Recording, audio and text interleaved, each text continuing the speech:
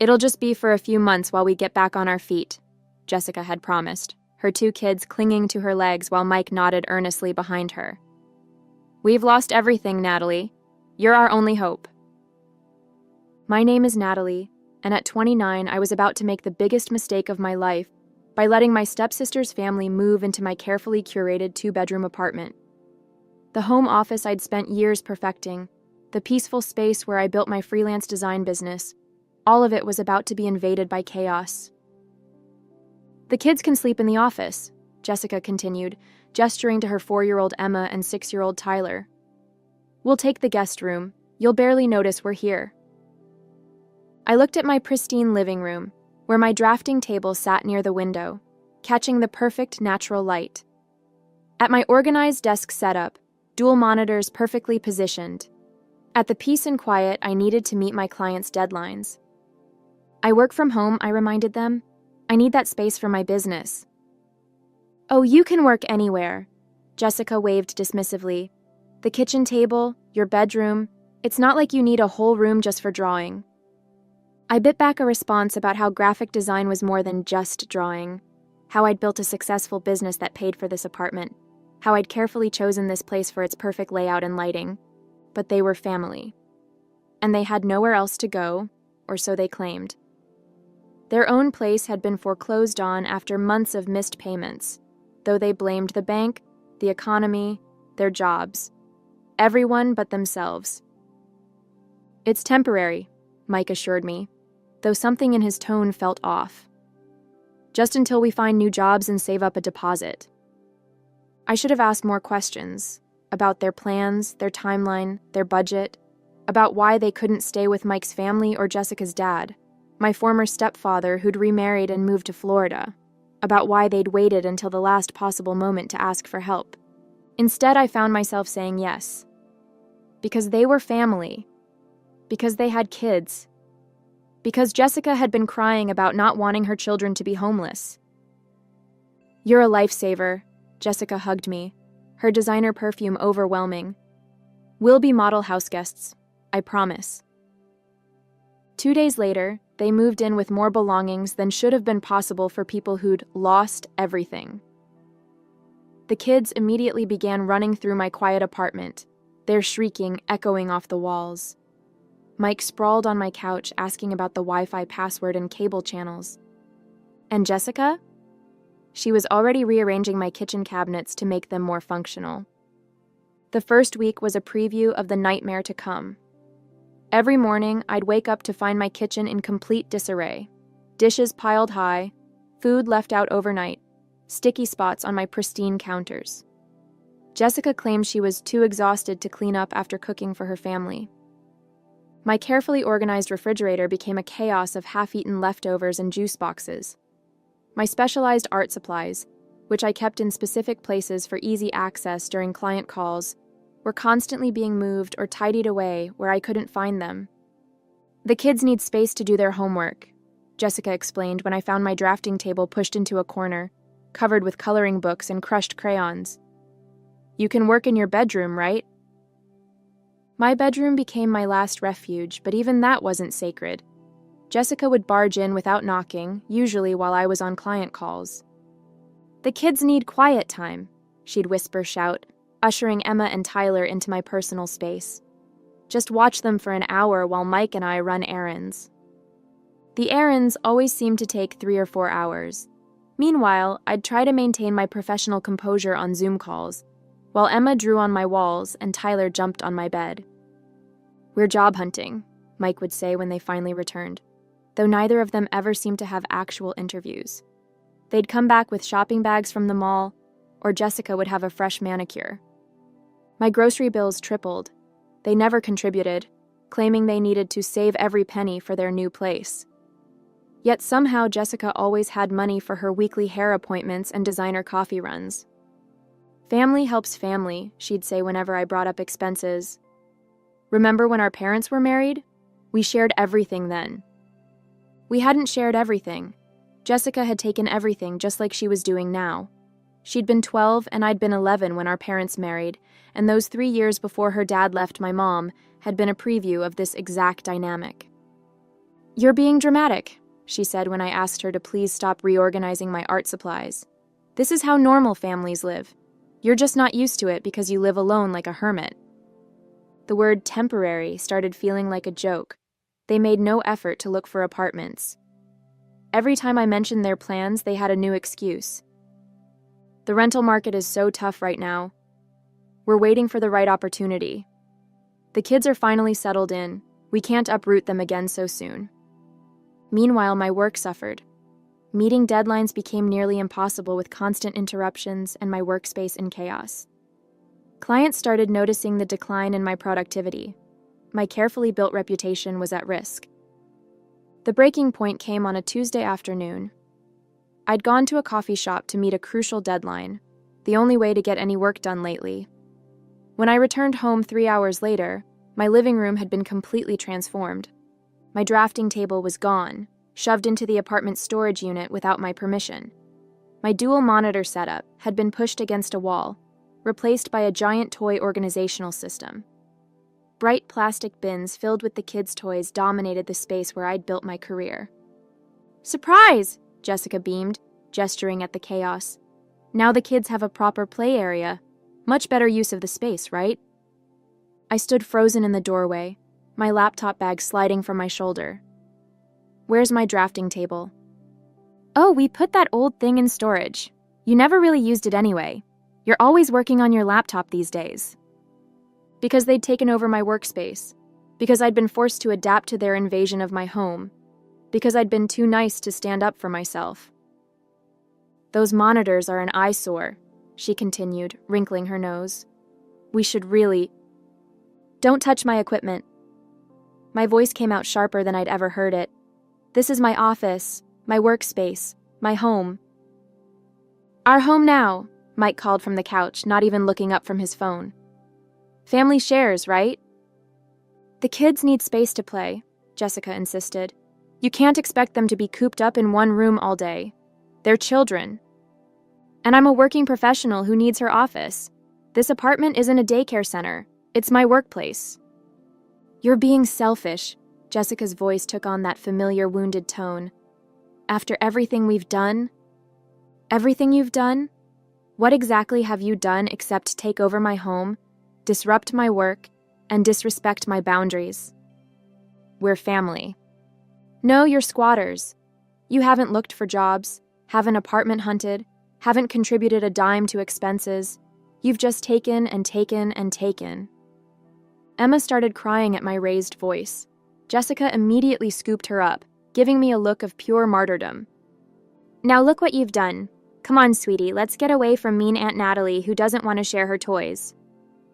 I watched them retreat to the guest room.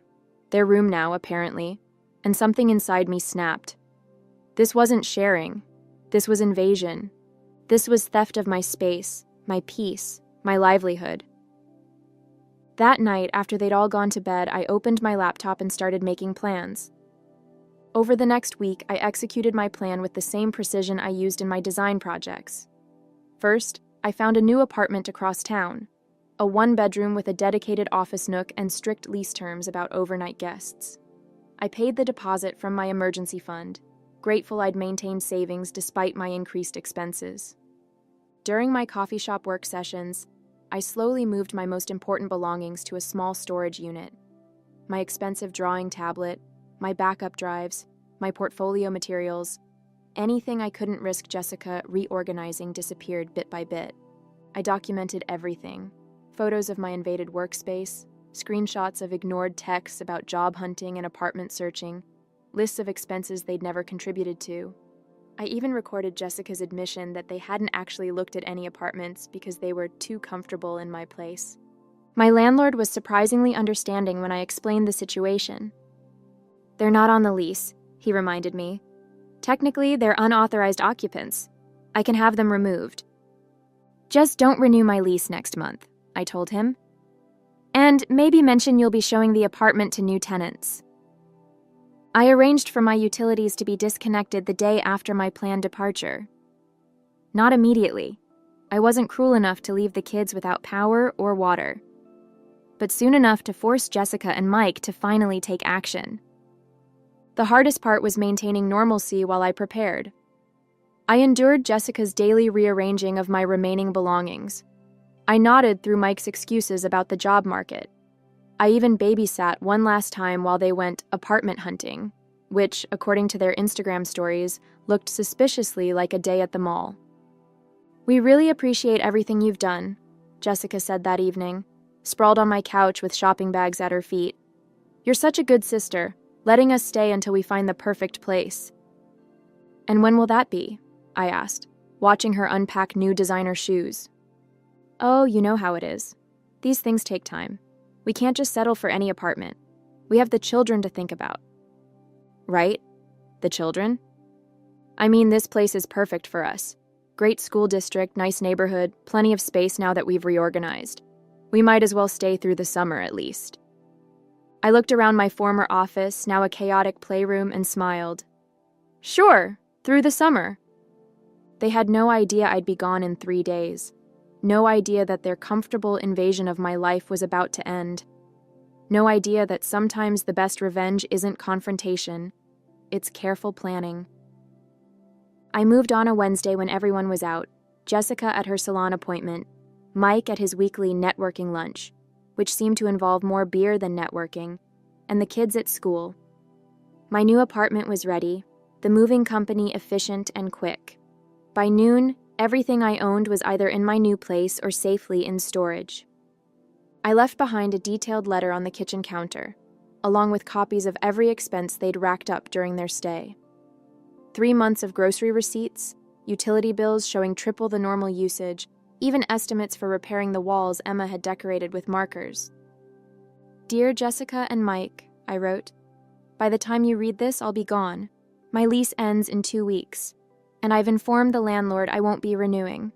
The utilities will be disconnected next Tuesday. You have until then to find new arrangements. I've documented everything: your lack of job searching, your shopping sprees while claiming poverty, your destruction of my workspace. If you attempt to harass me or damage anything else in the apartment, all of this goes to the landlord and, if necessary, the police. The drafting table you put in storage, it's been moved to my new place. Along with everything else I own, what's left belongs to you, including responsibility for your own lives." I knew the fallout would be nuclear. Within hours of their return, my phone exploded with messages. "Jessica, how could you do this to us?" "Mike, real nice, abandoning your family." "Jessica, the kids are crying. Are you happy now?" "Mike, you better tell us where you moved." "Jessica, Mom would be so ashamed of you." I blocked their numbers, then their social media accounts, then the flying monkeys, mutual acquaintances they'd recruited to guilt me. My new apartment felt like a sanctuary. My restored office set up a symbol of reclaimed independence. The next morning, my landlord called. "Your stepsister tried to claim tenants' rights," he said, sounding amused. I reminded her that unauthorized occupants have no rights, and she needs to be out before the utilities get disconnected. How did she take that? About as well as you'd expect. Lots of crying about family loyalty and homeless children. I told her she should have thought about that before taking advantage of yours. The guilt trips might have worked before. But sitting in my peaceful new home, my workspace restored to its proper setup, all I felt was relief. News of their reaction filtered back through family channels. They'd called everyone, spinning a tale of my cruelty and betrayal, how I'd abandoned them without warning, left them homeless, traumatized their children. But their story had holes. Big ones. "If you were so desperate," my Aunt Susan asked them, "why did Jessica post about her weekly spa days? Why was Mike checking in at sports bars during job interviews?" Their social media history betrayed them. While claiming poverty, they documented 3 months of shopping sprees, salon visits, and long lunches, all while living rent-free in my apartment. My former stepfather called from Florida. "Jessica says you kicked them out without warning," he said. "That true?" "Check their messages to me from when they first moved in. It was supposed to be temporary while they got back on their feet. 3 months later, they hadn't even looked for apartments." Sounds like Jessica, he sighed. She's always expected others to solve her problems. Her mother and I spoiled her that way. 2 days before the utilities were set to be disconnected, reality finally hit them.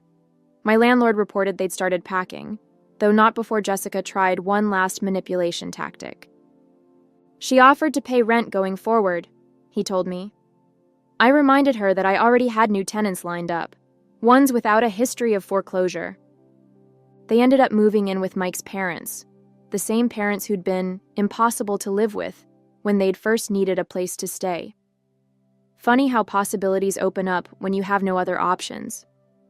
The best revenge, though, was the silence, the peace, the ability to work without interruption, to keep my space organized, to live without constant demands and guilt trips.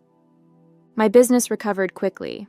Turns out it's easier to meet deadlines when you're not being treated like free childcare.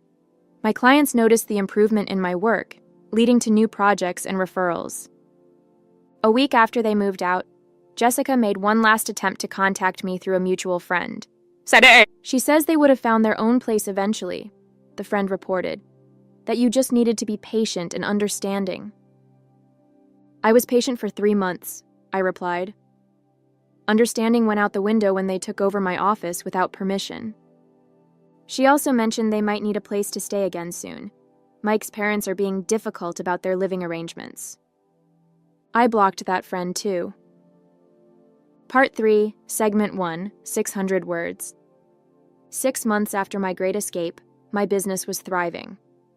The peace and quiet of my new apartment, combined with my restored professional workspace, allowed me to take on more clients and raise my rates.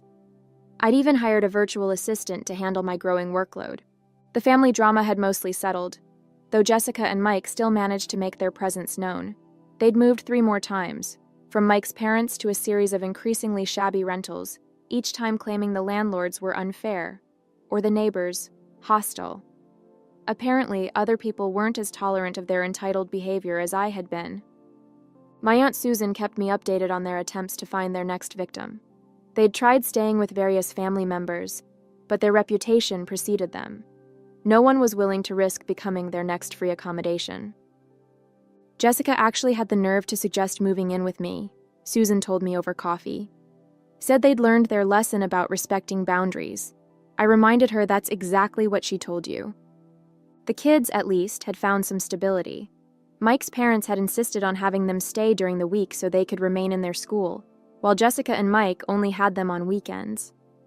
It wasn't an ideal situation, but it was better than the chaos they'd been living in. My new apartment became everything I'd wanted my old place to be. I set up a proper home office with dedicated client meeting space. My work area stayed organized. My kitchen remained clean, and my peace was uninterrupted by demands for impromptu babysitting. One morning, I received an unexpected email from Jessica. I've been doing a lot of thinking. Maybe we didn't handle things the best way when we stayed with you. We were going through a rough time, but that's no excuse for taking advantage. I see that now. The kids miss you. Would you consider meeting for coffee? It was the closest thing to an apology I'd ever get from her, but something about the timing felt off. I called Mike's mother, who'd become an unlikely ally. Oh, they just got evicted again, she confirmed. Jessica's been calling everyone, trying to find a place to stay. Don't fall for it. I wrote back a simple response. I'm glad you've gained this perspective. I hope it helps you make better choices in the future, but I'm not interested in meeting right now. Her reply came within minutes. We've really changed, and we found this great apartment, but we need help with the deposit. Just a small loan will pay you back right away. For the kids' sake? There it was, the real reason for the sudden apology. I didn't bother responding. Later that week, I received a large design project from a client who'd found me through my upgraded portfolio website.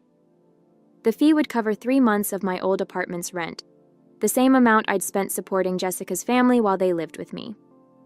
Sitting at my pristine drafting table, watching the sunset through my office window, I felt nothing but gratitude for having found the strength to break free. Sometimes the biggest gift you can give yourself is the courage to say no to toxic family members. My first holiday season in my new apartment brought another wave of family drama. Jessica and Mike had orchestrated a campaign to paint me as the villain at every family gathering, conveniently forgetting to mention their own actions. "But it's Christmas," my Aunt Mary pleaded. "Can't you just forgive them? They've learned their lesson." Had they? According to Mike's mother, they'd just been asked to leave their latest apartment for non-payment of rent, despite both finally having jobs. Jessica was working part-time at a boutique, though most of her paycheck went to maintaining her appearance. Mike had found work at a car dealership but spent more time hanging out with his coworkers than actually selling cars. "They're still living beyond their means," Mike's mother confided. "Designer clothes, expensive restaurants, salon visits. Then they cry poverty when the rent's due. At least the kids are stable with us during the week." I declined the family Christmas dinner, opting instead to host a small gathering at my new place for the relatives who'd supported me. My Aunt Susan brought her famous pie, Mike's mother came with the kids for a brief visit, and my former stepfather even flew in from Florida. "This is what a home should feel like," Susan commented, looking around at my organized space. "Peaceful, respectful, not like a tornado of entitlement blew through." The kids had changed too. Away from their parents' chaos, they'd settled into better routines. Emma no longer drew on walls, and Tyler had improved in school. They were still energetic, but now their energy was channeled into proper activities rather than destroying someone else's space. "Having them during the week has made such a difference," Mike's mother said. "They need structure, not constant upheaval." My business continued to grow. I'd converted the apartment's small dining nook into a client meeting area, complete with a professional backdrop for video calls. No more children screaming in the background or Jessica barging in during meetings. The Friday before Christmas, Jessica made another attempt to reconnect. "The kids made you Christmas cards. We'd love to drop them off. Maybe stay for a quick visit? We can catch up, talk about old times. I've really been reflecting on everything." I knew this script. First, a seemingly innocent visit. Then a sad story about their current living situation. Finally, the request. Just a temporary stay, just until they found something else, just because we're family. "You can mail the cards," I replied. "My address hasn't changed." "Don't be like that," she wrote back. "It's Christmas. Family should be together. We've changed so much, you'll see. And we found this amazing apartment, but the deposit is a bit high." I didn't bother reading the rest. Instead, I focused on wrapping presents for the kids, which I'd send to Mike's parents' house. They would have a stable Christmas there, without the stress of wondering where they'd be living next month or watching their parents manipulate relatives for money. A year after my escape, I received a surprising call from Mike's mother. Jessica and Mike had finally gotten an apartment they could afford in a modest complex across town. No luxuries, no premium location, just a basic 2-bedroom that matched their actual budget. "The evictions finally caught up with them," she explained. "No decent place would rent to them, so they had no choice but to live within their means. Sometimes hitting bottom is the only way people learn."